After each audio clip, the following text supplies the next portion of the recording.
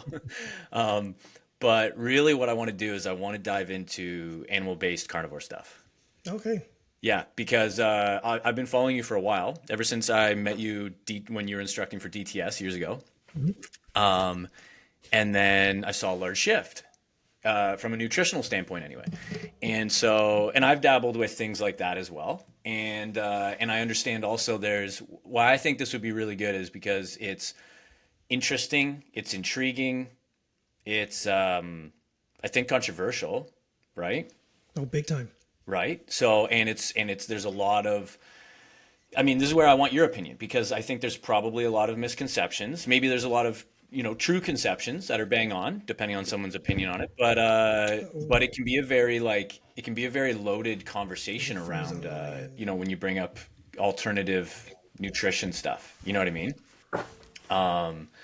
So it's one of those things where I think people have their strong opinions, and I'd love to hear more from you about it. So could you basically how we'll go? That's the route I want to go is carnivore, animal based stuff, and get your thoughts, your experiences with your clients, what you've seen, as well as yourself personally. But do you want to just hit it off with your typical like bio of like who you are, what you do? Yeah, man. Yeah. So we're recording, so we can jump right into this right now. Yeah. Chris Fudge, Canadian personal trainer, and people still ask me when haven't seen him for a while, like, "Are you still a personal trainer?" And I'm always like, "Yeah, I'm still a personal trainer." It's kind of funny, and I'll always be a personal trainer, and I've been since I've been getting paid for it since 2004. So there's a difference between people just in the gym and so forth. I've been making money from it since the early days. And I do strength conditioning as well. That's kind of where I started in sports teams at the University of New Brunswick and Holland College. And then from there, I ventured more into the PT world. I've dabbled in different sports and coaching. I'm probably more known for powerlifting coaching and PT 101. And that's kind of who I am. And I've accumulated over 30,000 hours of one-on-one training. And that's kind of been a big thing over the years. And I've seen all the trends, participated in them unconsciously and consciously. And so yeah, that's what I do. That's who I am, and I'll retire a personal trainer, and I might be the first one you've ever met. I don't know, but everyone always kind of laughs at that. But that'll be the first. I might be the first PT to actually retire. Yeah, yeah, right. Yeah, that's cool. Yeah, 30,000 hours is no joke, dude. It's funny. I was talking with my buddy the other day about it because I was trying to do rough math in my head because I did in person for like end of 2016 until a year ago, full time anyway. And so in those years, I was like, I think I might be near the 10,000 hour mark. And I was like, that's cool just from the idea of like, subject matter expert, 10,000 hours thing. So I was like, oh, I should actually figure out what my exact hours are. Cause I was like, I don't actually know what they are, but 30,000 hours is pretty sweet. And I stumbled upon it the same way you did when I Yeah. heard about the 10,000 hour rule, and I said, hey, I'm just curious. So I just got a pen and paper, and luckily I had some receipts and Yeah. statistics. And I'm like, oh yeah, okay, that's cool. It's good to know. Yeah. Okay. Cool. So let's get into the pipeline on carnivore stuff. So can you tell me the lead up to that? Like what triggered that shift? We can get into what you found out since you've practiced it and integrated it into your life and your practice as a coach. But I'd be curious to like how did that even start? Where you're like, hey, there's something here. I'm gonna do it. Well, I've always been a big guy on nutrition in the sense that it was kind of like the starting point when you work with PT. That's the first thing you learn, the basics. Yep. And I was at a college taking a nutrition course, and we were going over nutrition there. And I had a dietitian in the course, and we're going to track all our food for 3 days, and then she's going to break it down and say who's eating good, who's eating bad. Track mine down for 3 days, and it was based on the Canada's food guide at the time. So she was saying, from an optimal health perspective, this is what you need to eat. And then looking at mine, she was saying, you're eating too much protein, too much animal foods in here. It's not optimal. And I said, okay, so what do I do? She goes, increase your grains. Increase your grains, your breads, your carbohydrates, get those numbers up. She gave me a number. So I ran it for 5 days, and then we had another class. And then I came back and I said, I hit the exact numbers, and here's my feedback. One, I'm much more hungry than I was before. I'm more sore because I was training. I was, I'm more sore than before, and I'm really gassy. And I said, is this normal? She goes, this is optimal. This is what you're supposed to do. And I remember at that point being like, it just doesn't seem right, but kind of went with it where I would follow those suggestions and then give those suggestions to clients. but still, like I was a gassy guy in university, and it was kind of uncomfortable when I was dating. Yeah. But I had to deal with it, right? Right. So from there, I go into doing the same thing everyone else does when you're doing personal training with people. They come in, they want to lose body fat. The first thing you do is you say, okay, let's eat more fruits and vegetables. Let's eat more grains. Let's look for whole wheat everything and start doing that. And then people's numbers on the scales weren't really changing that much. Sometimes they would because they probably had a lot of processed foods or they're eating out a lot. And then you'd see some changes, but it wasn't drastic. When I got into more like macro counting and caloric numbers, that was a bigger game changer from a coaching perspective. Right. And of course, it always ended up being like removing certain types of carbohydrates was easier for people because they would just feel better. But then fast forward, like that's the way I would coach people with nutrition. But then fast forward to COVID. So I'm teaching a course on a Saturday, and it's lunchtime, and I get a message. There's like 2 minutes left of lunch. I get a message from my wife, and she goes, they just canceled school for 2 weeks. And I said, well, why? She goes, because of COVID. I said, what's COVID? And then she said, yeah, it's canceled. So I have to go right back into teaching. We were supposed to go on a cruise that Monday. So we had to cancel the cruise, and we had been working hard as a family to have this big, positive experience in our life. So we spent that first week as if we were on a cruise. So we were making drinks at home and stuff and having a good time. Yeah. And then that week went into 2 weeks. And then also I was like, okay, man, like this is going to go on for a while. Like I just can't keep going like this. And then I noticed over 2 weeks of not standing, not working, not training the way I normally train, and then just kind of living on eating whatever I was getting soft. I was putting on some fat. Yep. Okay, putting on fat, trying to do what I normally do, stop eating like an asshole, and some fat will come off. However, because I had all this extra time, I was reading more than normal. And I'm a big reader, I'm a big avid reader now. We've converted a portion of my house into a library because, reading is free. Essentially, a book's $25, but I mean, like it's free education. So I picked up this one book, The Carnivore Code. So this book is about, meat diet. And I've read all the books on diet. And I was like, here's another one. I haven't read one on this before. It's kind of interesting. So I'm reading the book and I'm like, oh man, like this, a lot of this stuff seems like I would do well eating like this because I enjoy meat. So I was okay, I'm going to give it a run. So I'm just going to go on this carnivore based plan and I'll run this for about a month and see what will happen. So I contacted a naturopath. She had no idea who I was prior. I just knew her from the Ottawa scene. I said, hey, I'm going to try this diet. I want to get some blood work done first. And I just wonder if you would help me out with that. She goes, yeah, no problem. She goes, I don't recommend you do it, blah, blah, blah, but we'll do it. I was okay. So I got some blood work done and I ran it for 66 days. Within 66 days, I went off at once for a celebration and I ran the blood work again afterwards. Within the 66 days, I dropped a good amount of body fat. My cognition went up. My blood work came back. There wasn't really a lot of bad things in the beginning, but blood work came back with no negatives on it and essentially looking at homocysteine, CRP, like inflammatory responses. Those were the big ones. Yep. No negatives with that. And then I was like, okay, I feel really good. I'm going to kind of keep going this route. And I kept going this route. And I've never been a lean guy. Even though I work in fitness, like it's kind of funny because my last name is Fudge, so that kind of makes sense. But my genetics and my family is like I've got some morbidly obese siblings. My parents have always been obese. Like if you hang out with me too long, you will get cancer. Like that's how much it runs in the family. So I've never been like the lean guy, which is kind of like shitty because I always trained. I always trained and I did powerlifting. I was kind of like thick, but I was never like ripped or lean. Yep. And then I started doing this and I started getting lean. And I'm like, well, where the hell did this come from? And I've cut weight and stuff. And like you get down, like I've been 148 pounds as a power lifter. Like you look more muscular than normal. Like you're leaner, but I just was never like vascular. Right. Yep. And then I started eating like this. And I was like, man, like I'm getting like veins and weird spots I never had before. Right. And all of a sudden it's like my forehead's leaner. Right. Yes. And then I said, get like the jawline starts to show, right? That's a big one. I used to shave a jawline in. Now I actually have one. Yeah. And so I started doing that. I was like, I'm feeling really good. And then I started coaching people using similar approaches, not to go straight into just meat. And success leaves clues. And I am always on, and I've always been like this as a PT. I am on team what wins. Whatever works, I am on. And I started seeing clients drop weight really fast. I started seeing clients also change everything. Their energy was going up. Their cognition was going up. I was having menopausal women get better. I was having people having all these rashes on their body all of a sudden dissipate in like 3 days. Like it was the most ridiculous like changes I've ever seen from a coaching perspective. Yep. And that the primary reason I believe was removing highly processed foods, but then also realizing that meat is not an enemy. Meat's not bad for you.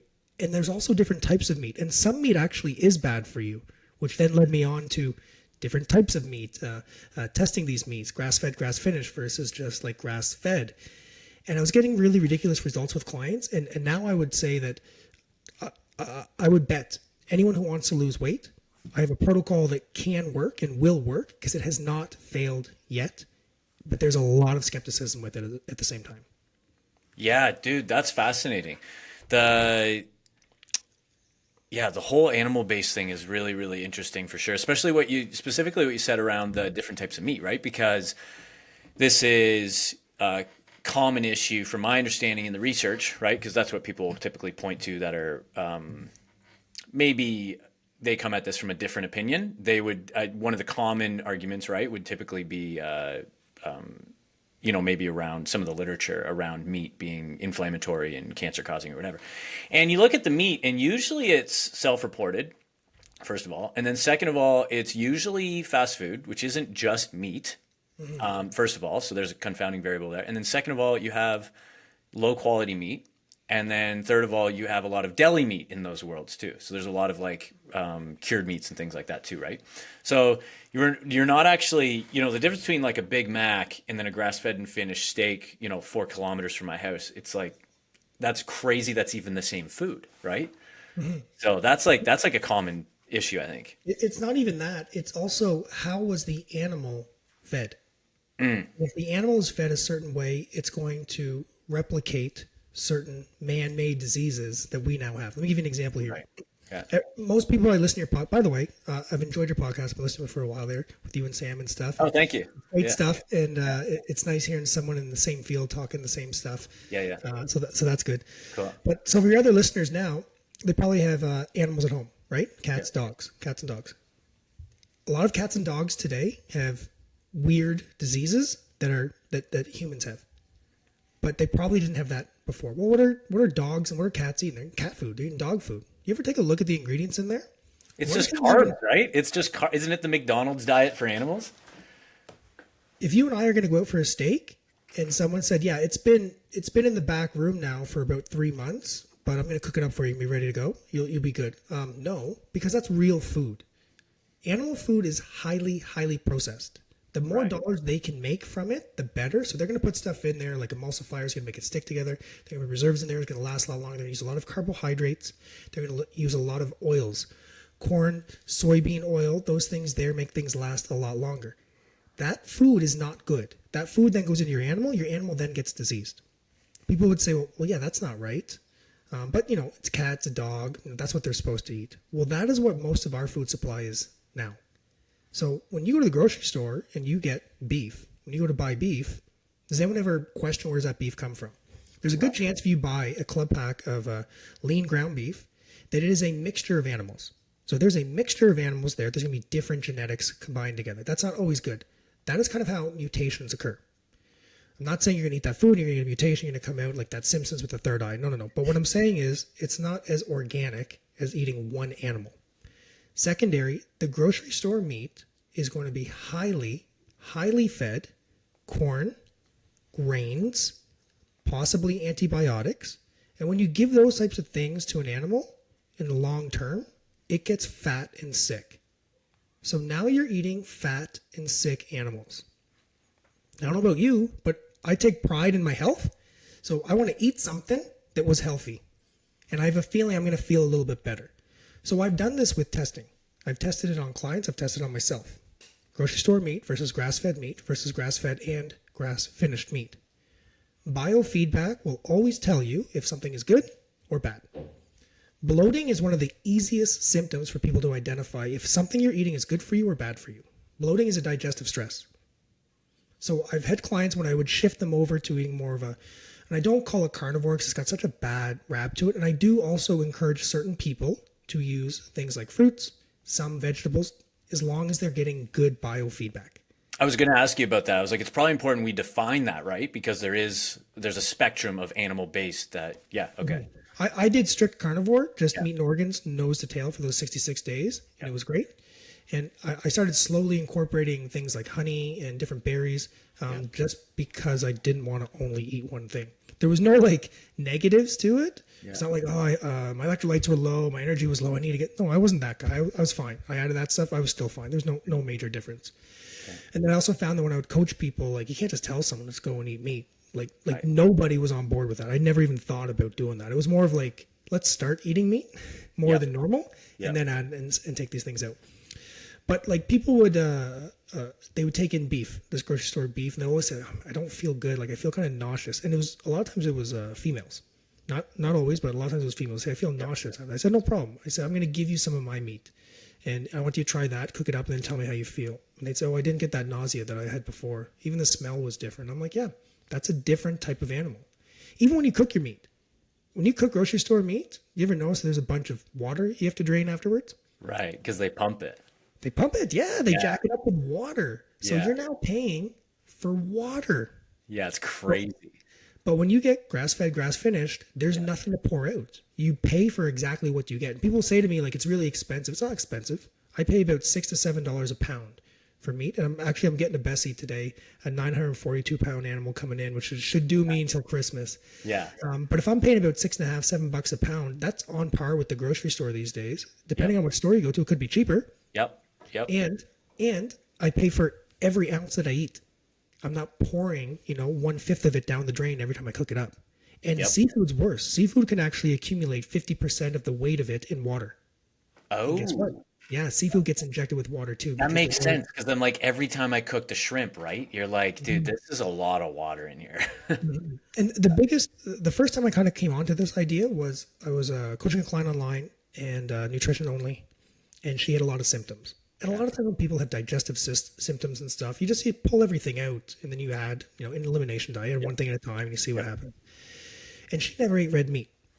The only protein she's ever eating was white meat. So she was eating fish or chicken. But she had these rashes on her elbows and the inside of her knees, which is a huge sign of you're having an inflammatory or allergic reaction to something that you're consuming. Mhm. So I said, okay, let's pull that out. Let's switch that with red meat. She's like, oh, red meat makes me feel sick, blah, blah, blah. I said, just go to the farm boy, get the organic bison. I said, let's run an experiment for 5 days. That's going to be your only source of protein for 5 days. So she texted me a day and a half later and she said, my rashes are going away. Oh, that's awesome. That's good. Good to hear. She texted me a full 2 days later and they were gone. They were all gone within 2 days. I said, okay, obviously there was something in there that your body is not doing well with. She had a social event on the weekend. It was a wedding and they were serving chicken and she ate the chicken. And then she woke up the next day and the rashes were back in a smaller amount. She's like, how could it be chicken? I'm like, well, when you look at how chickens are raised and fed, they live off grains. Like that's what they're getting pumped with. And, they blow them up early and stuff. So for her, she's like, where do I get chicken that's not like that? I said, there's not a lot of places. So just switch with a red meat, a ruminant animal rather than like a bird or something. And it worked really good for her. So she found a way for the rest of her life to eat and not have an inflammatory response or allergic reaction to the foods that she was consuming. So to me, it was like, that's a no-brainer. Like, why would you not go that route? Right, and that requires testing. It requires testing and being patient with the process too. I've had to go through that because I went through some pretty severe gut issues. So I went through all these different things, right? And you may have done kind of similar testing on yourself. And my gut issues were like relatively severe insofar as how they affected my life downstream. The specific gut issues themselves weren't terribly severe, but mental health was really bad. Mitochondrial, it felt like mitochondrial dysfunction, like true energy suppression, like real exhaustion. And it just seemed like it was a food thing, like a gut thing. And my gut's still not well, but it's the best it's been in my adult life for sure. And a lot of it comes from just that mindful, conscious paying attention to it, right? And just being like, okay, that I had to do it. I did a test again recently. Like I'm just and test, I mean like an ongoing test, right? Of like, okay, I try something, I make a reasonable decision of what I change in my diet if I don't feel good a certain way. A big one for me is afternoon energy levels and sleep. Quality of sleep, afternoon energy levels. If I feel good around this time into the next 3, 4 hours, my food's probably in a good spot. If my sleep is intact and it's above average, my food's probably pretty good. That's kind of like my biggest markers that I look for. I think that's for a lot of people. And what Yeah. ends up happening is something they consume, their body has to like double time digestion. Hence Right. the lethargic sensations that they're getting. A Yep. lot of times people have different responses to insulin as well. And I know Right. you know this. So sometimes people have a big spike in insulin. I can tell Right. you a story. Like Yep. I'm an ice cream slut. Like 100%. There I have no control. Yeah. My family knows, my friends know, like it's not in the house. Right. So I'll spend $10 on a small cone Yeah. rather than spend $2 on a tub because I know myself. Yeah. And I'm a real human. Like I Yeah. talk about the way I eat and stuff, but I still eat ice cream. Yeah. I'm not a dude that's eating ice cream all the time. Yeah. So this past weekend we were out visiting some friends, and we were in where were we? Petawawa, beautiful Petawawa. Yeah. Not a lot to see there. However, there's an ice cream shop. So this ice cream shop had a mini version, a medium version, and a mountain size version. And it was $2, $4, $6. I said $6 for mountain size version. Let's do this. This cone was massive. It was like the size of my head of ice cream. I consumed it. We go back to pick up the mother-in-law. We had to drive from there to Ottawa. It was about a 2.5 hour drive. And I said, I can't drive right now. I said, I need about a 10, 15-minute break. They said, why? I said, I'm going to fall asleep. Yeah. I said, Yeah. what? What do you mean? I said, I'm going to fall asleep. Why? I said, well, my body is going into overdrive of insulin right now. It is pumping a ton out to handle this amount of ice cream that I just ingested. And if everyone here wants to live, I'm going to go lie down for 10 minutes. I'll get up and we'll be good to go. Yeah. And I did that, and they all laughed, but they also kind of understood too. So even though I'm really metabolically flexible, at a high dose of something like that, that's going to shut me down. So if someone is consuming a high amount of carbohydrates, processed foods, sugars on a regular basis, they're going to get a negative effect. They're going to have a side effect from it. So being bio-aware, and this is one of the things that I coach with nutrition with people, is bio-awareness. Your body will tell you if what you consume is good for you versus not good for you. Rashes are one, dry throat, runny nose. Runny nose is a big one. People just think it's allergies and stuff. Right. I had one young lady that always came into the gym first thing in the morning, and her nose was always running. And I said, what do you eat for breakfast? And she was more of a fast person. She goes, I just had a coffee. And I said, I think you're allergic to something. Like your nose is running every time you come in. You always got to blow it and stuff. I said, what do you put in your coffee? She goes, I just put a little bit of milk. I said, okay, what kind of milk do you put in? So like Northumberland, like pasteurized milk. I said, tomorrow let's just try no milk, see what happens. Comes in the next day, and her nose wasn't running. And I said, you have a minor allergy to that dairy. Right. Because it's a histamine response, right? Exactly, the histamine response, yeah. Yeah. And you can measure that. You can do lab tests, you can do blood tests, you can measure that. You can do genetic testing, you can measure. All this stuff is measurable. So anytime I talk to someone about nutrition, and then when they push back to me, I said, let's just do a test. Let's test Right. it. Let's test it. We'll do a test. And if it doesn't work, no problem. I'm not going to push on you. And this is the line I use with clients all the time. If eating shoelaces makes you healthier, I will buy you a 6-pack of shoelaces. Whatever works, I'm down for. But let's test things. Let's always try these things out. See what happens. And if it works, awesome. And if not, let's move on to the next thing. Because just eating 8 to 12 servings of grains a day, being fatigued and tired in the afternoon all the time, not being in the body you want to be in, that's not right. There's ways to get there, and you can't trust the grocery store. You can't trust everyone. I don't trust anyone. I just test and retest, and I trust my results, and that's what I find works best for everyone. But if you're not willing to test, you can't say it doesn't work if you don't test it.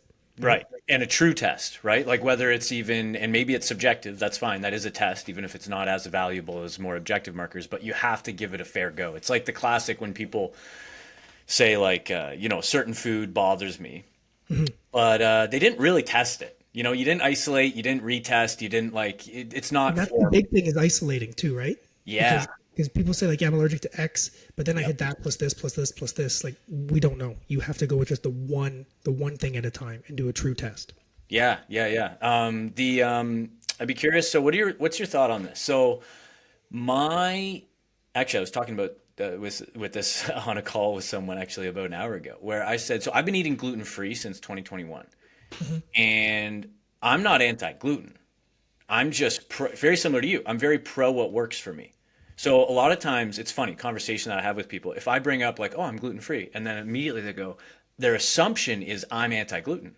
So their next question or line of questioning or conversation usually has that implication that I am anti-gluten, and I have to identify that and be like, oh, just so you know, like you should eat gluten.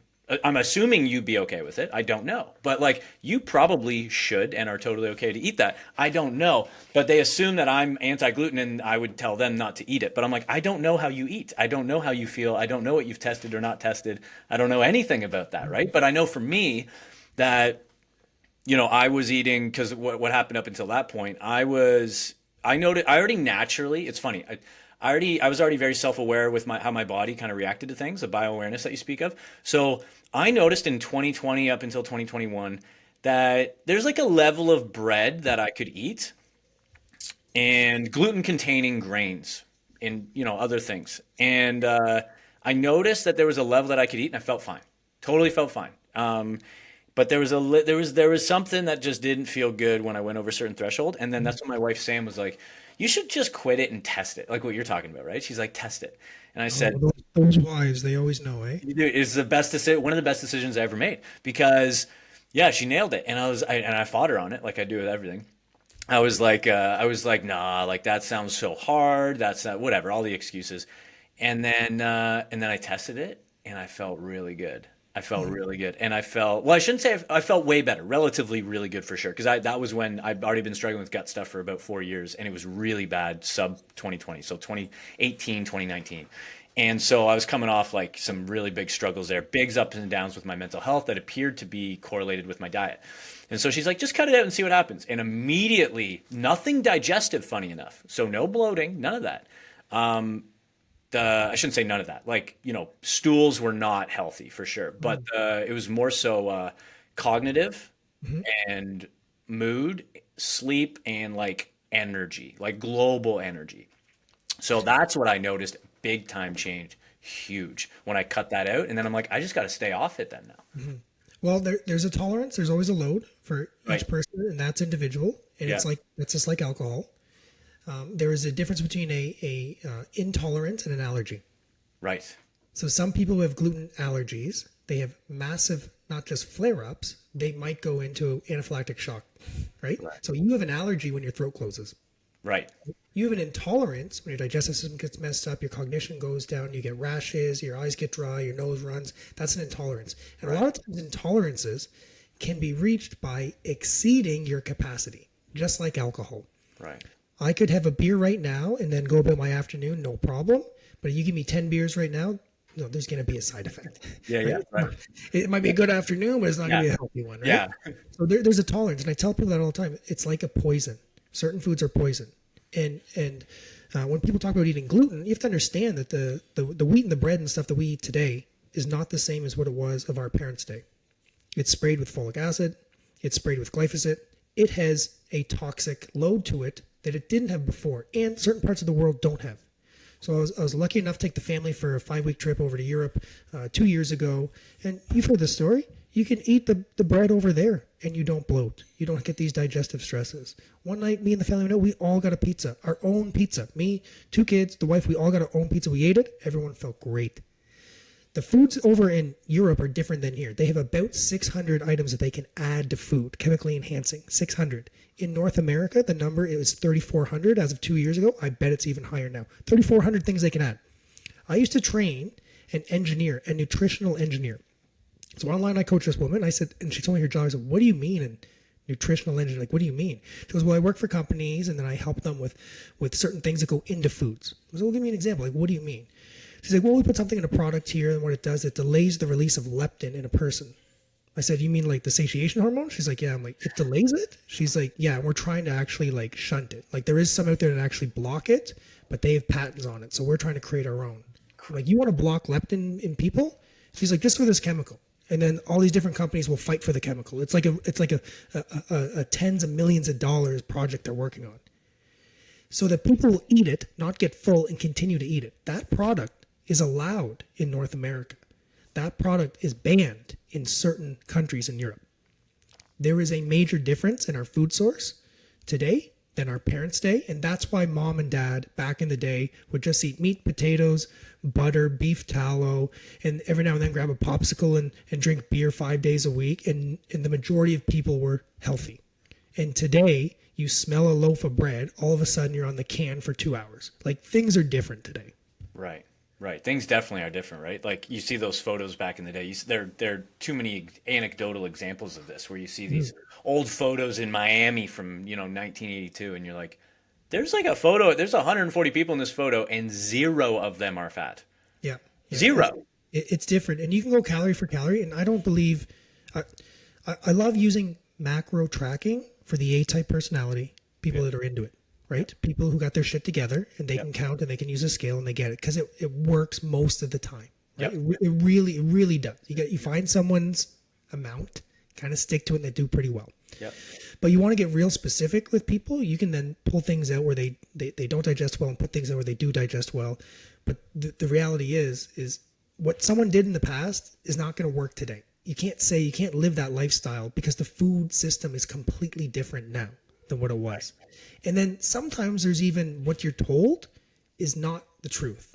When I first got my blood work done, I did the carnivore for 66 days, when it came back, my vitamin C levels were below the recommended amount. Before I got it done, my naturopath said, she goes, I just want to let you know that if you're having any symptoms, you should stop this right away. I said, 100%. I said, if I'm not feeling good, I'm not gonna force myself to feel like crap. I said, I'm not weird like that. So if I feel good, I'm gonna keep going. She goes, okay, because there's no vitamin C in the way you're gonna eat. So if your vitamin C levels get low, these bad things are gonna happen. Okay, no problem. So I come in to see her. Vitamin C levels come back. They are below normal, like almost zero. And then she goes, yeah, these numbers are really low. Like you're diagnosed with scurvy, essentially. I said, okay, what are the symptoms of scurvy? And she goes, well, you're going to get bleeding gums, you're going to have joint aches and pains, your blood's not going to clot, you're going to be very lethargic, low energy, issues with vision. I said, okay, cool.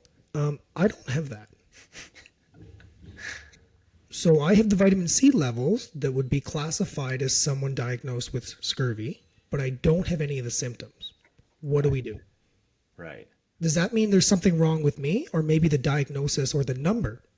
And she goes, like she was a little bit stumped, and I don't blame her Yep. because But then you got to start looking into it. Where does those numbers come from? Where do the vitamin C numbers come from? Well, it's the amount of vitamin C that was used to treat people with scurvy, which somehow became the average amount you're supposed to have a day. Right around the same time, Sunkist ended up blowing up their business when Florida got overrun by oranges they couldn't sell, and they turned it into juice. So all Oh, of a that's sudden, brilliant. yeah. Yeah. So they had this massive influx of oranges, and they said, well, how are we going to sell and use all these things here? And then all of a sudden they created a juice because you could do like 4 or 5 oranges for one glass of juice. They got rid of the oranges that they had. They hired a big marketing team, and they associated oranges because of the color and the shape of it with the sun, associated that with breakfast, and then started doing this massive campaign that breakfast should have a big glass of orange juice.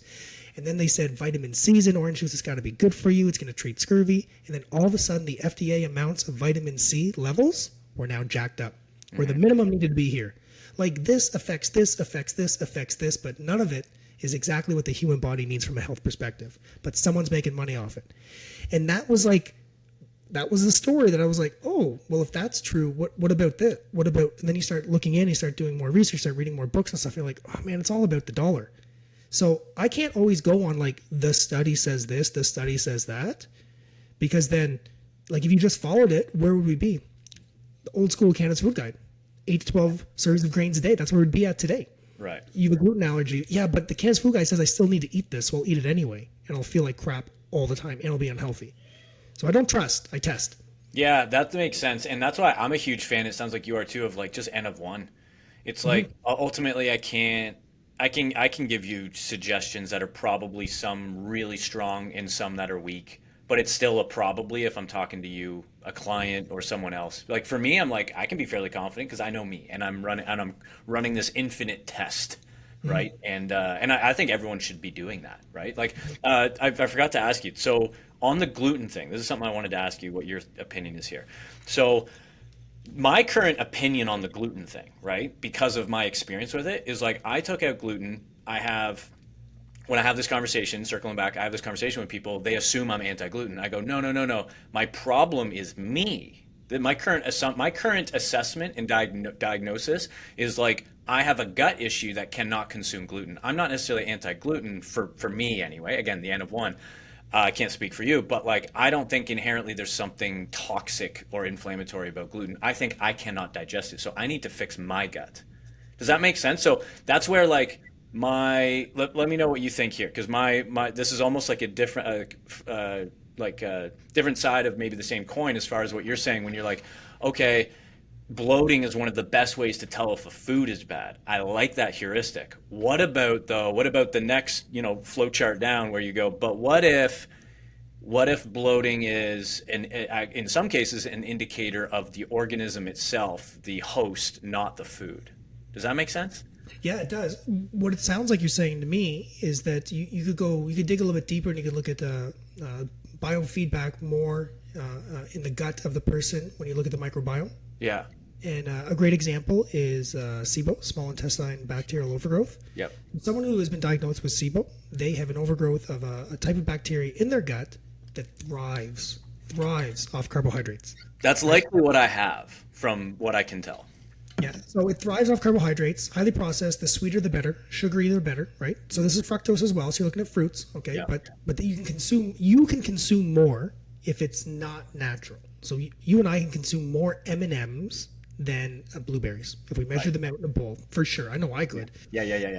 Yeah, so that bacteria will thrive off that. It'll grow at a faster rate, and it'll then help your body try to crave more by addressing your insulin and then also sending signals to your brain of cravings. Right. I don't care who you are, sugar is addictive, right? Right. There is a combination between your gut and your brain. They work together. So SIBO is one of the things a lot of people have issues with. How do you treat SIBO?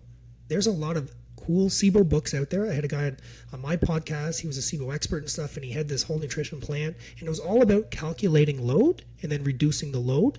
But his thing was this load is what's going to feed the bacteria. So if it takes this much, to feed the bacteria, we're going to go below that so we can starve the bacteria. And I said, well, what if you just go to zero? Like, Right. what if you just remove all the things that bacteria eats? Yep. And then he was like, well, you're going to need to have fiber, you need to have this, you need to have that. And I said, well, have you ever tested it? Like a ketogenic diet would technically starve that bacteria to zero because there'd be zero carbohydrates going in. So if it's caused by this and you remove this, it should get better. So you test it. And guess what? From a SIBO perspective, a ketogenic diet is probably the best thing if people can handle the ketogenic foods. If they can handle that. So you're right. It's like with the organism itself, what is going on the inside? Right. And I've dealt with people like that before where they've had small intestinal bacterial overgrowth, and I've said, let's just starve them out. And their symptoms go away, but then all of a sudden they just get bored with eating a certain way. So now you're dealing with the psychology, not just the physiology of the individual. And we're in a fudged up time right now where sometimes people are like, I'd rather just feel like shit so that I can eat and drink that. I'm like, it's your body. Go for it. Yeah, I've never subscribed to that. I mean, I'm human like anybody else, but I'm pretty regimented with testing for that reason. Because I'm like, if I can, I've made so many improvements that all of your typical lab coats couldn't figure out. Even NDs, even naturopaths are like, I don't know, man. They put me on all their herbals that just overloaded my liver and my gut. It just made things worse. And I was like, I'm on my own here. So that's when I did the whole do your own research thing, and I consumed information like crazy. And that's eventually, you think it's one thing and you try it and then okay, that didn't really work. And then one thing and then whatever.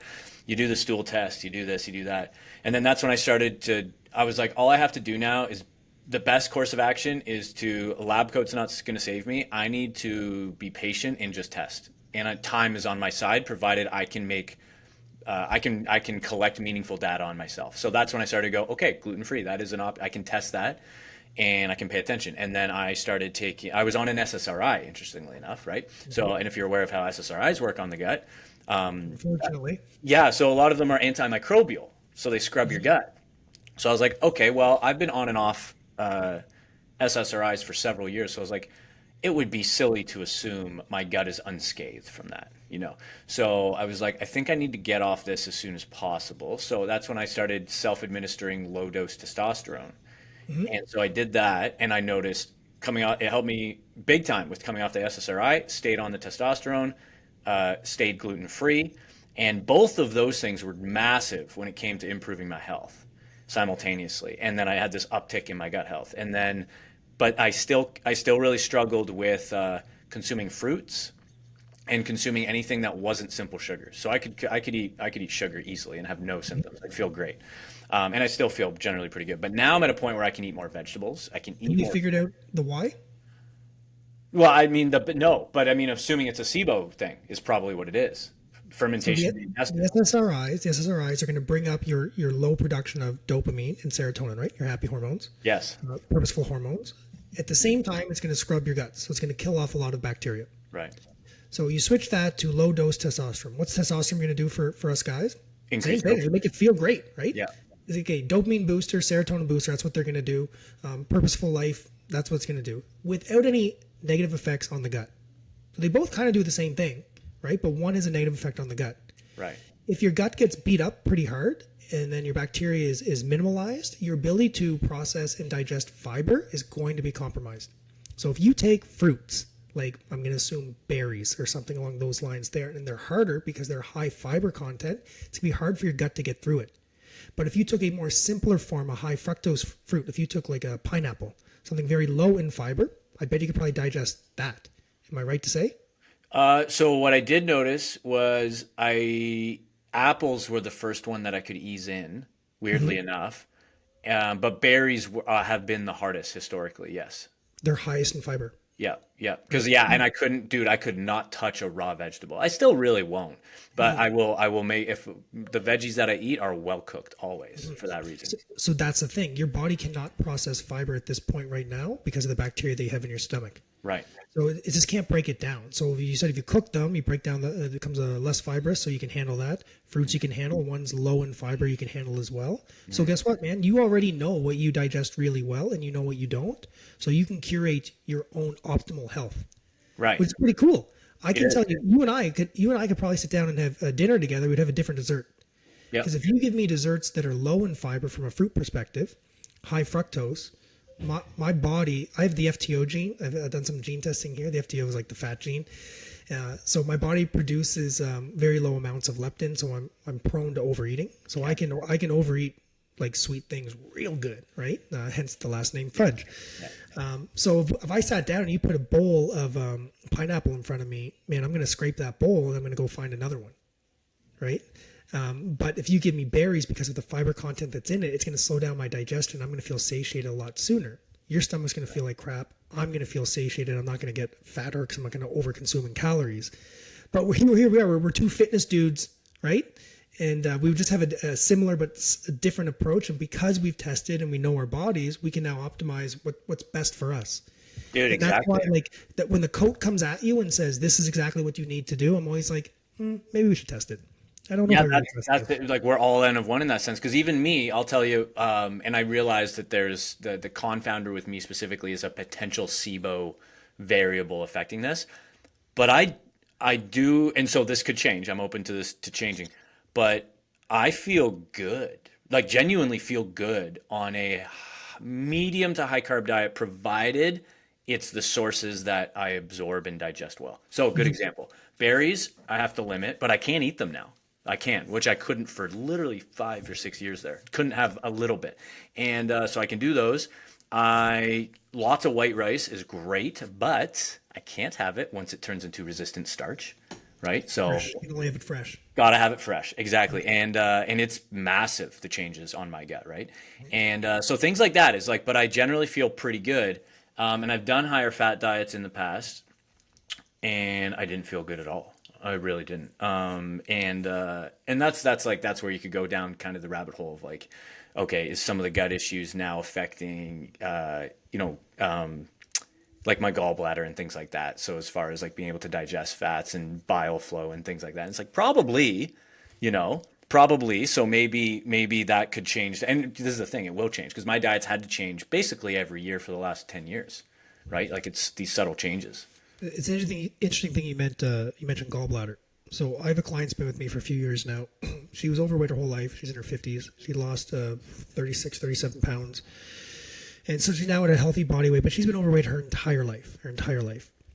So she had been scheduled to get her gallbladder removed. And then she was on like a 2-year waiting list. Yes. So she lost almost 40 pounds. And then she's like, hey, next month I got to get the gallbladder removed and stuff. I said, okay, go do your thing.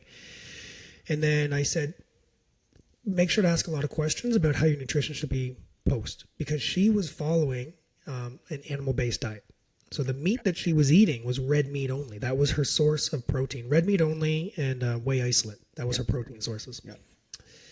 So of course she sees her specialists and stuff, and they say, well, you have to go low fat afterwards because of the gallbladder. So then she comes back in the gym after a couple weeks off and stuff, and slowly going back in. And I said, well, how's your stomach feeling? She goes, it's not feeling good.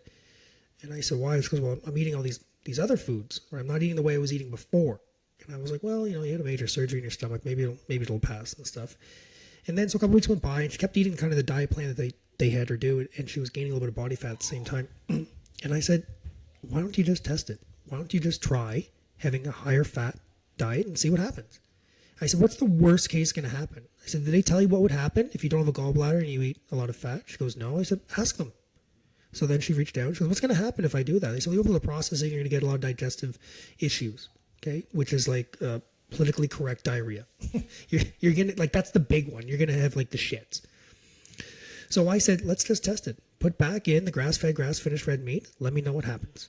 And so she started doing that. She comes in the gym the next day. She goes, Chris, I feel fine.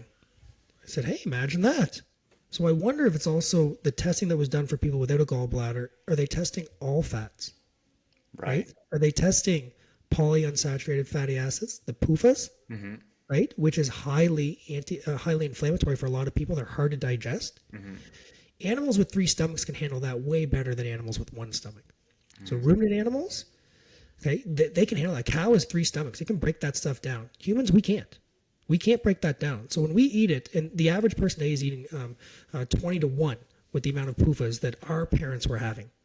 So if you're using that as your source of testing for fat can't be digested in the gallbladder, it's not the right fat. Switch the fats around. Go with saturated and see what happens.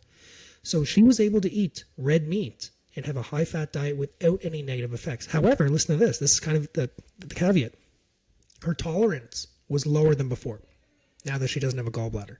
So the gallbladder was contributing to a certain amount of breakdown of it. Now she doesn't have the gallbladder, so she can't have the same amount as before, but she can have that. And when she has the other diet, the one that was recommended for the post-operative patient, that was causing more digestive stress than the animal-based nutrition plan she was on before. Yeah, that's crazy, eh? I believe it though. That makes a ton of sense. And again, you have to go by case basis. It's funny you went that route too, because actually I wanted to bring that up, was the PUFA stuff. So, which I'm sure you're well versed in, just because this world kind of makes you need to understand it, right? And most people don't. So this is where I'm at with it. So are you familiar with Ray Peat's work? No. Okay, so his whole thing was like, yeah, and I think you would like him. I think you would align with him philosophically in many ways. A lot of his specialty was around, and expertise was around thyroid, and very around thyroid, estrogen, cortisol, progesterone, a lot of hormone stuff. And then he talked a lot about PUFA, and he has a lot of. What I like about him is his takes are very philosophical. Like it's where nutrition and philosophy kind of merge. It's really cool because he doesn't tell you what to do. All of his things are not telling you what to do. There's no rules. It's you need to decide for yourself. It's very anti-authoritarian in nature. Like Yeah, it's really cool. I think you'd like it. And that's where I started to learn from him, because he also challenged. He only died a couple years ago, and when I started to learn from him, it was in the last few years of his life, but he challenged a lot of ideas I had, which was, sugar's bad, just period, point blank period, whatever. And I was like, okay. He was like, no, it's actually extremely important, but there's reasons how we can set this up. And I was like, okay, well, tell me more. This is interesting, because one of the popularized Ray Peat isms on the internet is he was a huge fan of full cane sugar Mexican Coke. Big fan of Coca-Cola. And the idea behind that was it was thyroid stimulating, cortisol decreasing. It was easy to digest. It was quick energy. And there wasn't a lot of other like BS with it. But he also had this idea. He was also a big fan, funny enough, of orange juice for the potassium, the naringenin, and actually the sugar. Like, funny enough, like actually a fan of the sugar.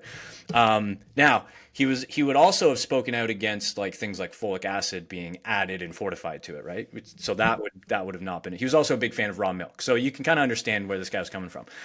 But he was the first one to explain kind of that idea for me, where I was like, oh, sugar could be potentially health promoting in certain contexts. I'm interested in this somehow. Instead of just like, okay, if it's good, in the fitness circles, usually it's like, okay, performance based, you need more sugar. If not, you need less.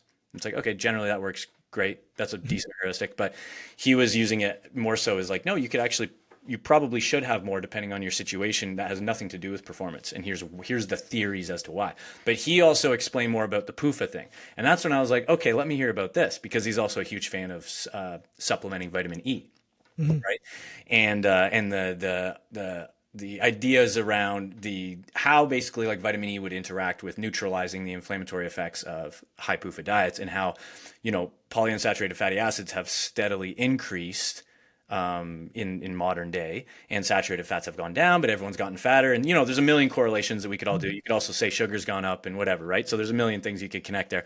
But his lens was very much like, we are eating far too much polyunsaturated fatty acids in ratio to our saturated fatty acids. And I was fascinated by that. And then you can go down these little mini rabbit holes on not just fat. You could talk about actually the obesity problem, but then I was particularly interested in like smaller things where like sunburns, right? I don't know if you've gone down those rabbit holes, right? Buddy, you're saying what I'm thinking Yeah. piece by piece here. Yeah. Okay. I was the vegetable oil butter guy. I was the Basel man at one point in time, and my mother-in-law looked at me like, you kids are weird. And my wife eating the same way. It's like, you kids are weird. And that's how we ate. We always went like low fat kind of stuff, because that's what we were told. And it says heart healthy right on it, dude. Yeah. And then we switched it, and now my mother-in-law is like giggling. She's like, I told you to eat butter. Like it's kind of been her thing from the beginning. And she was right, and she's, in her 60s and stuff, and old school is right school. Yeah. It's the same thing what you're saying. So sunburns. I'm an East Coast boy. I'm from the East Coast, Canada. Me and the sun, we make eye contact too long, I burn. I'm a lobster, right? My sisters are the same way. My family's always been like that. Brother, I am a sun lover now. I had someone on my podcast, a redhead, a bunch of years back, and this is when I was slowly starting to eat this way. And she's like, I don't sunburn. What do you mean you don't sunburn? Like, you're a redhead. She's like, I don't sunburn. I take all of these antioxidant supplements and stuff, and I don't sun. And I remember being like, she said she took like 40, 50 supplements a day so she doesn't sunburn. And then she said her daughter doesn't either. And I'm like, so do you not sunburn just because of the supplements you're taking? And she said, yeah. And then I said, what do you eat? And she goes, well, we're keto. Oh, okay. Well, what do you eat? And essentially she eats protein fat, right? And she wasn't eating like your grocery store keto. She was eating a lot of like beef tallow, saturated fats. Yeah. And at that time I was like, man, I wonder if that would work for me. So sunscreen has not been put on our bodies in a few years, and I don't burn anymore. Like I went to Bermuda a few years ago, and that's a hot sun. And I was riding a scooter, and I had the short shorts on, and I burnt the top of my legs. But like that's the last sunburn that I got. Yeah. And I was also out there for like 4 hours. But the reality is I do not burn as close as I used to before with the way that I eat now. It's so different. When I talk to people who get sunburns and stuff, like I can show you who would burn more likely than someone else, not just by the pastiness, but if you showed me their fridge, I would show you who's more likely to get a sunburn. Yeah, yeah, dude. I think it's funny hearing the anecdotes from you, because I really do believe that. And I'm not about to be that guy that explains the science to someone how it all interacts, but I think there's something there, and I'm living my life as if it's true, because I've had people tell me, I'm like, yeah, I'm not going to put on sunscreen 99% of the time. Like the default is no, right? Because I don't need to. Like actually, I grew up like that too. My parents were like the weirdos in the 90s that were like, they had like rice milk, and my dad wouldn't allow cereal in the house, and like just like no vaccines, and so like my family's weirdos, like the good weirdos, So then they never put sunscreen on us when we were kids. So they my mom used to tan with a big like metal board of some sort with baby oil to get more ultraviolet rays, right? Right. But like we ate meat, potatoes, butter. We put butter on top of butter. Like that's just how it was in that time. Yep. No And I sunscreen. Dude, and I think there's something there, because it's one of those things where, and I guess I'm a living test of it. So I'm one test of it anyway, because someone asked me where they're like, "Are you not worried like the sun's gonna like torch you if we're gonna be out here for like an hour and a half and it's Florida sun or wherever we're at? Like I'm gonna be in Vegas next week and I will not be putting on sunscreen. But I also sit out in the sun here, so like I am prepared from that sense that I am taking a low dose stressor here, so I will be somewhat prepared in that sense. But also, It's a tolerance thing, right? Just like the food we yep, talked about, it is a tolerance thing. yeah, And, exactly. and, like, Like, and with gluten, you could probably have so much, then all of a sudden it becomes a negative effect. Like the yep, reality is, if anybody sat underneath the sun when the UV rays are at 11, right. you know what I mean, for 15, you're gonna get a burn, Yep, right? yep, exactly. And I'm very curious to see because I don't plan on also decreasing my sun exposure. If anything, I plan on increasing it as I get older. Mhm. But I also am religious with vitamin E supplementation and through my diet. And also I'm aware, I don't micromanage it, but I'm aware of my fatty acid composition. So, and this is an interesting thing that's kind of contra this is the interesting part about nutrition is the nuances, right? Is like so for me, I feel better eating birds, generally speaking. Yeah. Now, most of the birds I eat are lower quality. So that'll be something that I'm looking to improve more long term because I want to eat those long term. I feel better off them, but I would like better quality birds. Mhm. So a lot of turkey and a lot of chicken. So there's going to be a lot of PUFA in there. So I'm aware of like that's where it's basically coming from because there's nothing else in my house that would have canola oil in it. Like nothing, Mhm. right? It's all going to be coconut oil. I can't have that much. I don't digest, high amounts of dairy very well, so I won't add butter. So it'll be coconut oil or it'll be some type of red meat or something. So that's where I'm going to get like most of my saturated fat. So I think in most cases, like for a lot of people, right, it's like they're, especially like, I guess you could say maybe the fast food person, but like there's a lot of people that are like, they're not the fast food person, but they're also not healthy, right? They're eating a Mhm. lot of like chips. Like that's like, you know what I mean? The chip person, the box, a lot of wrapper foods, you know what I mean? And like Yeah. for those are all sunflower oil, canola oil foods, That's right? why they last, right? That's why they last, right? They have a different Yeah. texture to them. They last longer. They're cheaper. I mean, I've got. Do you have any kids? I got two kids. No, no kids. So I Yeah. got kids. So I look at food with a third eye here. I'm coming in from dad's perspective. Yeah. So I'm also around my kids' friends all the time at the Yeah. school and stuff. And everything with children today is associated with a snack. All the Right. events are associated with snacks. So anytime they have something set up at the school, they've got something set up at sports. There's always snacks, snacks, snacks, and kids don't need that. So they're overnourished with calories. Like that's a no friggin' brainer. Like I see it. You Hmm. should not walk into a classroom of 38-year-olds and more than 50% of them are obese. You Right. shouldn't see that. Yeah. There's something wrong. Right. Everything's associated with snacks, and guess what? They're all packaged snacks. It's all simple, it's quick, it's easy, it's cheap, right? Yeah. It's not right. You don't have to be a rocket scientist, but there's these things that have natural flavors in them. Natural flavors is not a natural flavor, right? Like it's not really Or like or this, man, like even this, like when I'll give you a good example. So I forget the exact ingredient list in it, but I'll typically recommend this for a lot of clients is going to be the made good bars. They're just carbs. naked. It's Yep. just carbs, right? So from a macro perspective, they're great when I want someone's carbs up because they're easy to digest. They're simple carbs. They're a nice sweet treat. They're very light, right? Mhm. Also as well. So Mhm. there's not a ton of fat that comes in with them either because that's what I'll typically try and avoid, right? Like for obvious reasons. We don't want a high fat, high carb content if we can avoid that from a body composition standpoint. Yeah. Now, but I look at their ingredient list and you could classify them, I guess, as a granola bar. And like most of these granola bars, there's like 37 things in the ingredients list. So I'm like, okay, you have your oats, cool. Like you could talk about whether, I know it's a high glyphosate grain or whatever. So it's like, depends on the person digesting it, whatever. But like you got oats, you got these whole foods, that's great. And then you look and there's like 17 different like B vitamins fortified with gums and emulsifiers and whatever. And then your canola oil. And then you're like, I don't think this is a health food anymore, guys. Right? Mhm. So that's why I like these made good bars because they're the closest ones that I've found that are reasonable, that are reasonably priced, but also okay. There's like 6 ingredients instead of 66. It makes a difference. It really Yeah. does. It really does. When the words are longer than you can pronounce, when the ingredients list is on two sides of the package, like just put it down, grab something else. I always say to my clients, the best protein bar on the planet is cut a steak into a rectangle. Yeah. Like, Yeah. from a health perspective, but I do love simple bars with simple ingredients, simple math, Yeah. And for people who are willing to do the calculate, Yeah. it just works. And The RX, those are RX bars, I think are pretty good. I don't know what's in, RX bars, right? the Quest bars turned out to be pretty good as well, Yeah. right?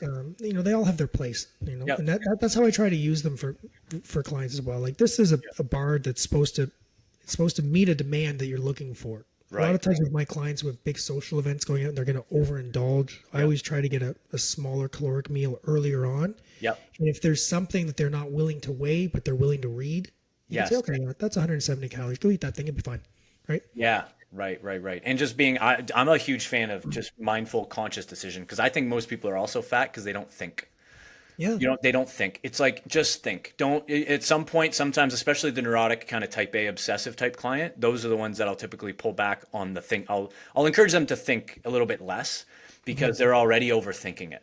So I'm like, hey, you know what? You're going to be fine here. I need you to just be confident with yourself here because most people just they outsource it to some entity that's not them. And you're like, you got to be conscious of your decisions. Don't overthink it. Don't be neurotic, but like make decisions and be like, I want that. And here's a good reason why.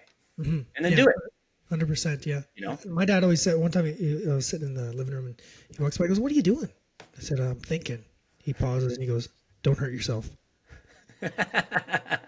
Yeah, it's true, eh? I'm curious. I won't take up too much more of your time here, but I wanted to ask you, like, what's your diet look like right now? So my diet is Ice cream, obviously, but ice cream when I'm in Petawawa, yeah. yeah, But yeah, my breakfast is the same, 360 days a year, yeah, and it's 4 or 5 or 6 eggs, four yeah, or 5 or 6. So it depends on my hunger.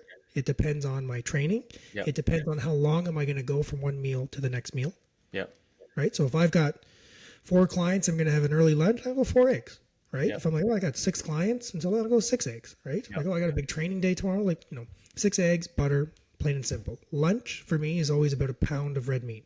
yeah, A pound of red meat, I might throw in 1 or 2 eggs in there. I like to put honey on top of it as well, like unpasteurized honey, I like like that. that. That and salt, Yeah, buddy. yeah. Like that's such dessert for My, me. you know what I was doing for a while was a local high quality maple syrup with Yeah. some cinnamon on the red meat. So I do the red meat with cinnamon, salt, and maple Ooh, I have syrup to try the cinnamon. That sounds pretty good. because it gave it something. You know what I mean? It's Mhm. something different. A little exotic or something. You know? Yeah, yeah, no, I like exotic. Yeah, My dinner will tend to just be it's either gonna be ground beef, it's gonna yeah, be steak, it's gonna be burger patties, yeah. and usually we mix in eggs. We do hard cheeses as well, like grana Okay. padano, Yeah, Parmesan oregano. Dessert is usually gonna be frozen blueberries, frozen mangoes. I love the frozen, yeah. right? Because it keeps you in control too. You can't over. They're cold. That's a good point too. I didn't think about that because I have frozen berries right now that I'm kind of easing into my diet, and I seem to Mhm. be doing quite well with. But you're right. It's like the frozen is a natural governor. Yeah, it is absolutely. It slows down how fast you can eat it, right? So I don't know about you, but like Yeah, if I coach people and they're like ectomorphs and they, yeah, they want to eat big, I got to get them to eat big. yeah. I will find ways where they consume a lot of food in one sitting, like Right. ground meats over Yeah, whole meat. So it's yeah, like you're on the ground turkey, ground chicken, ground yeah. beef. You're not having a steak. That's going to take too long to break down, right? Yes. You're, yeah, your stuff's not frozen. It's going to be fresh so you can overindulge. You're going to Yeah. drink your calories as dessert after you've chewed your calories, Yep. which then you can take the exact same protocol and flip it for people trying to lose weight. Yes, exactly, 100%. Because I mean, yeah, and that's why I actually people. It's funny how many normies, right, will assume, for lack of a better term, normies, but like they'll assume Not like, that okay, word. I'm going out to eat, and a big part of my coaching is having a macro measurable meal plan type based approach, something structured, measurable, quantifiable, and then having free reign to make intuitive decisions that Mhm. it improves how you believe in yourself, like these conscious decisions that give you agency and confidence back to be like you can just make a decision it may not be perfect, right? Which I think a lot of people suck at, whether they're healthy or not. And a lot of times people ask, they'll be like, okay, I shouldn't get the steak though, right? I should get the chicken. And then I'm like, what do you want? And they're like, well, I want the steak. I'm like, and they're like, what cut? And I'm like, honestly, get the one that you're gonna digest the best, that Mhm. because you should have been testing this, and we should have some data. You're an adult, we should know a little bit here. So, Mhm. which one do you digest the best? Which one do you enjoy the most? And then pick that one, Yeah. because and like a steak is a good example of that, because I'm like, are Are we really going to be overeating ribeyes to the point you have an obesity problem? Is that really going to be? I understand in If it theory. was I get there's more fat content. I get it, right? if it was possible, I would be test subject number one. Right. Ribeye is my steak, man, and I Yeah. cannot consume two big ones. Like I can't. I can do one and a half, but I can't do That's two. what I mean. There's a net like nature has the governor there, right? It makes sense. This is the one thing I was going to tell you too is like one thing you've probably noticed with the going back to the water being injected into ground meats. So we were getting our we moved to Burlington, right? But we were up like Caledon area, closer to where I grew up for a while, and so when we were there, we were kind of living in the country, and we were 3 or 4 kilometers away from a grass-fed and finished farm. One of my clients owned it, Texas Longhorn beef, right? Like what a privilege, you know what I Sick mean? name too. Dude, it's so cool. And it's the leanest beef. Now it's a problem because I can't eat it by itself. It's too lean. Like when I'm cooking it, you have to add fat, right? Do you know It's what kind of cattle it is? Is it like a Black Angus? are there multiple kinds of Yeah. Texas The Longhorn? Black Angus tends to be a little bit like a leaner Yeah, cow. okay. Yeah. A Holstein cow, which is a dairy cow, they Yeah. tend to be naturally fatter. Yeah, it's So not a Holstein because it'd be whatever Texas Longhorn is, or if that's one of them. I'm not sure how that goes, but yeah, it's like it's crazy how lean it is. I'm like I have to add, so there's no water in it, extra water compared to just naturally occurring within the muscle, and then you have it's so lean that I'm frying it up and it's dry on the fry pan and it's slow cooking. You so know, how do you add fat? What do you do? I would typically add coconut oil. Hmm. Yeah, I love the flavor of coconut oil and I would digest it really well. So Yeah. that's usually or eggs, right? Full whole eggs is like one of the best one because you even get some more protein out of it too. And that's a great nuance. Like Yeah, we're literally not just talking about meat compared to meat. We're talking brand of cattle yeah, compared to brand of cattle, and yeah. then test retest, and then just Yeah. adding something to make up that difference to get that fat in. Dude, I ordered multiple full cattle from them for years, right? So it was all I was eating. And people would always ask me the same thing they ask you. They'd be like, "Isn't it expensive?" I'm like, "I did the price comparison, guys. Like rough, but I did it compared to what at the grocery store." I'm like, "I think it's the same. Like it's within $1." And they're like, "Really?" I'm like, "Yeah, you guys are it's not that much more expensive if not at all." So I'm like, I'm right around the same depending on the store you go to. And then uh this is what I was gonna say. When I went to the grocery store, so I've been having it for years, right? I went to the grocery store because I was in some situation where I was in a pinch. This was like 2 years ago, and I was like, "Oh, this is weird. I have to go to the grocery store for ground beef." Like, okay, I haven't done this in 3 years or whatever up until that Mhm. point. I go to the grocery store, I grab ground beef. I'm like, "Oh wow, I forgot how like shitty this looks." Anyways, grab it. Yeah, it looks shitty. Dude, it looks bad. And then I grab it. I'm like, wow, this is really pink. You know how the lean, grass fed and finished is like dark, Like very it has dark, like right? a red texture to it. Yeah. Yes, yes, yes, yes. And I get it, and then I bring it home. I start cooking it in the fry pan, and the whole kitchen stinks. Yeah, it's I'm fine. like, this is how I always ate. This is what I ate my whole life up until a few years ago. This is not like 20 years plus. I would have been eating ground beef like this. I was like, that is wild. I am repulsed by this now. It happens so slowly that people aren't aware. Yeah. Like my mom used to always say like tomatoes today are not what they were when we were younger. She doesn't even eat them. She goes, they're disgusting. So what do you Uh, mean they're disgusting? She goes, they're not juicy. They're like acidic. Like they're not tomatoes are shit. right. And we grew up slowly. Like I didn't notice the difference. So to me, if Yeah. I bite a tomato, that's all I know it as. Mhm. It's the same thing with meat in grocery stores. Slowly, it's changed over time. And sometimes you'll get it; it's gray, right? You cook it, half it disappears in the pan. Your house smells, but you didn't realize that at one point you ate ground beef and your house didn't smell. Right? Yeah. It's just slowly happening over time. It's not right. It's not good for human health. It always comes down to the dollar. Somebody wants to make more of a buck, so they find ways around it. You can't trust.